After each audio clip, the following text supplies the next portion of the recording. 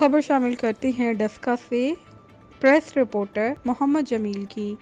डस्का थाना बम्बावाला के मौजा कोट जंडू की मस्जिद में इमामत करने वाले कारी अब्दुर्रहमान ने मस्जिद के फंड से लाखों रुपए खुर्द-बुर्द कर दिए।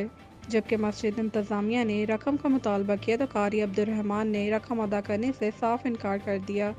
रकम की अदायगी से बचने के लिए सियासी मुखालफिन के साथ मिलकर मामले को मजहबी रंग देने की कोशिश की गई। मामला असल में क्या है, इससे पर्दा उठाया मुअज़्ज़िज़ीन इलाका ने। आइए सुनते हैं कि वो क्या कहते हैं। ने ते इहदे कड्ढण दी वजह दे नाल मुखालफीन ने शरपसंदी करके ते साडे बच्चिआं नूं लड़ाई झगड़े दे विच ते परचिआं दे विच फसाया। ठीक। मेरा नाम राणा मोहम्मद असलम है। मैं इस पिंड का नंबरदार हाँ। यह 5/5 ਨੂੰ ਜਿਹੜਾ ਵਾਕਿਆ ਹੋਇਆ ਇਹ ਗਰਾਊਂਡ ਦੇ ਵਿੱਚ ਹੋਇਆ।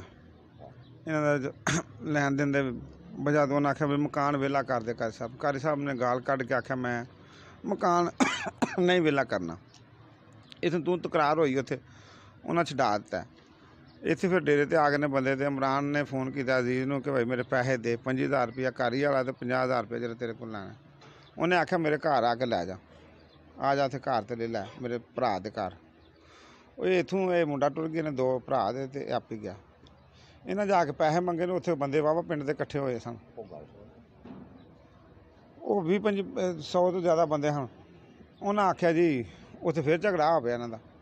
ਉਹਨੇ ਆਖਿਆ ਜੀ ਮੈਂ ਪੈਸੇ ਲੈਣਾ ਕਿ ਮੈਂ ਲੜਾਈ ਨਹੀਂ ਕਰਨ ਆਇਆ, ਨਹੀਂ ਖਾਲੀ ਹੱਥ ਗਿਆ ਵੇ, ਖਾਲੀ ਕੋਈ ਸ਼ੈ ਨਹੀਂ ਇਹਨਾਂ ਕੋਲ, ਨਾ ਹੀ ਉਹਨਾਂ ਕੋਲ। ਉਹਨੇ ਆਖਿਆ ਪੈਸਿਆਂ ਤੇ ਫਿਰ ਉੱਥੇ ਉਹਨਾਂ ਲੜ ਪਏ ਨੇ ਬੰਦਿਆਂ, ਫਿਰ ਛਡਾ ਛਡੂ ਦਿੱਤਾ।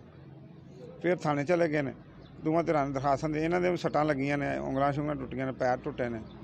ਉਹਨਾਂ ਆਖਿਆ ਜੀ ਸਾਡੀ ਜਿਹੜੀ ਕਿ 452 ਉਹਨਾਂ ਲਾਈ ਉਹ ਬਣਦੀ ਨਹੀਂ ਹੈ, ਕਿਉਂਕਿ ਮਦਈ ਦਾ ਉਹ ਘਰ ਹੀ ਨਹੀਂ ਹੈ। ਉਹ ਘਰ ਤੀਸਰੇ ਪਰੇ ਵਾਲੇ ਬੰਦੇ ਦਾ, ਤੀਸਰੇ ਤਰਫੈਨ ਦੇ ਘਰ ਸੱਦਿਆ ਨਾ ਪੈਸੇ ਲੈਣ ਹੋ। ਮਦਈ ਦੇ ਘਰ ਜਾਂਦੇ ਫਿਰ ਤੇ 52 ਲਾਉਂਦੇ। ਪੁਲਿਸ ਨੇ ਵੀ ਜ਼ਿਆਦਤੀ ਕੀਤੀ, ਉਹਨਾਂ ਲਾ ਕੇ ਸਾਰਿਆਂ ਨੂੰ ਡੱਕ ਦਿੱਤਾ। ਦੂਜਾ ਜਿਹੜਾ ਕ੍ਰਾਸ ਵਰਸ਼ਿੰਗ ਇਹ ਪਰਚਾ ਪਹਿਲੂ ਬੰਦਾ ਸੀ, ਉਹਨਾਂ ਪਹਿਲੂ ਨਹੀਂ ਦਿੱਤਾ, ਉਹਨਾਂ ਬਾਅਦ 'ਚ ਦਿੱਤਾ ਵੇ। ਫਿਰ ਉਸ ਤੋਂ ਇਲਾਵਾ ਅਸੀਂ ਥਾਣੇ ਗਏ ਤਾਂ ਉਹਨੇ ਆਖਿਆ ਜੀ SHO ਨੇ ਜੀ ਨੰਬਰਦਾਰ ਸਾਹਿਬ ਅੱਜ ਜੁਮਾ ਤੇ ਜੁਮੇ ਦਾ ਕੀ ਕਰਨਾ। ਮੈਂ ਕਿਹਾ ਜਨਾਬ ਸਾਡਾ ਕਾਰੀ ਕੋਈ ਨਹੀਂ ਤੇ ਪੜ੍ਹਾਏ, ਅਸੀਂ ਪੜ੍ਹਨੇ ਤੇ